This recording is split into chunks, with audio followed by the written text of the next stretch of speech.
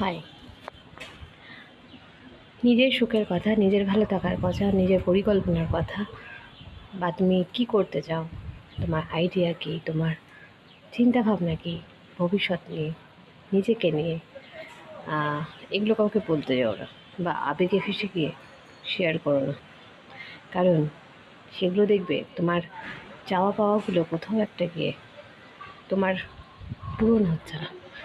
বলে না যে কাউকে সফল হওয়ার আগে কোনো কিছু জানাতে নেই, তাহলে সেগুলো অসম্পূর্ণ থেকে যায়, মানুষের নজর লেগে যায়।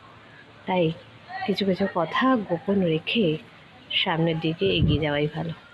যে যার মতন ভালো থাকুক, সবাই আনন্দে থাকুক, সুস্থ থাকুক, ভালো থাকুক, আমরা আমাদের মতন ভালো থাকি। তাই কিছু কিছু জিনিস আমাদের এগিয়ে নিয়ে যেতে সাহায্য করে নিজেদেরকে ভালো থাকার জন্য। তাই এ জীবনে আবেগের কোনো দাম নেই, সততার দাম নেই। তাই সবাই ভালো থেকো। Advance good afternoon. আজকের দিনটি প্রত্যেকে খুব খুব ভালো কাটুক।